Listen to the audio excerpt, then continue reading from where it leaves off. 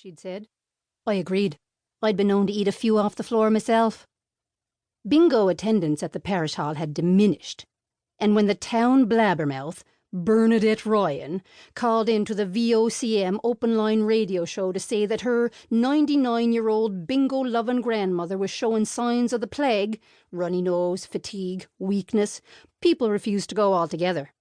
Our old parish priest, Father Malloy, tried to reason with his parishioners, saying that the place had been fumigated not once but twice.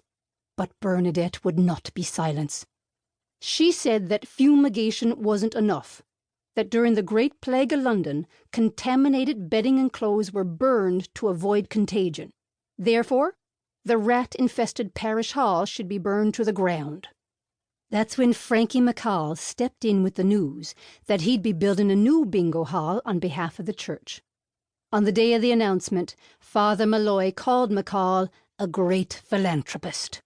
Mam said, philanderer, more like. When I asked what that meant, she told me to go ask my Aunt Telly. As far as I knew, I didn't have one. After the dancers' opening performance, Frankie gestured to the double doors which were blocked off by a piece of yellow police tape. "That's what you get," said Frankie, "when you leave the village idiot in charge of the ribbon cutting." The village idiot was 94 and Frankie's mother. I sidled up to her. "That son of yours is a hard ticket." "Don't worry," she said. "He'll get his comeuppance." Frankie made a cutting motion with his fingers. "Where are the scissors?"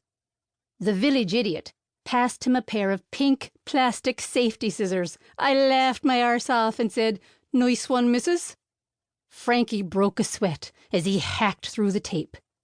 On the final snip, the full tilt dancers did a celebratory step dance. The dancing was good, but Eyes the Boy was too obvious. If it were up to me, we'd have sung Bingo. There was a Frankie had a hall and bingo was a game-o, B-I-N-G-O. Clearly, this troupe needed my out-of-the-box ideas. When the applause faded, I told my parents that my new life goal was to become a full-tilt step dancer. "Not a chance," said Dad. "We'll be drove nuts with the racket." "But I have a feeling," I said. "It's stirring deep in my loins."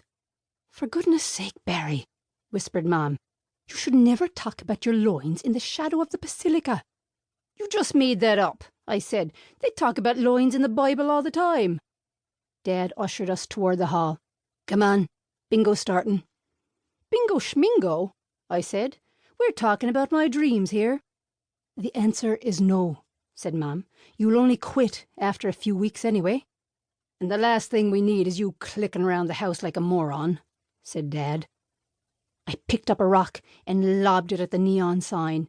"Well, screw ye all." The rock landed 2 feet short of its target. "You're lucky you missed," said Frankie McCall. "A move like that could get your whole family banned from the hall for life."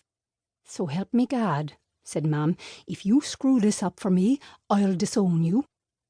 She loved a good game of bingo. As we filed into the hall, Dad pulled me back by the elbow. "What the hell is wrong with you, Barry? First time your mother leaves the house since Gord's been born, and you have to turn into the Antichrist." I yanked my arm away. "If you must know," I said, "I'm Jesus's #1 fan, and that, sir, makes me pro-Christ, very pro-Christ indeed." "Don't sir me, Barry," said Dad. "I'm your father, for Christ's sake." "Taking the Lord's name in vain," I said. "Now who's the Antichrist?" I caught up to Nanny Squires, who was waiting for me at the snack bar. Every week she bought me a treat, my reward for helping her keep track of the 20 cards she played at once. "Get whatever you want," she said. As I browsed, my stomach rumbling, she added, "Except Hawkins' cheesies. They started the plague, you know." Frankie Hall had done an outstanding job stocking the new snack bar. I was spoiled for choice. "Look, Nan," I said, "they even have Mae Wests."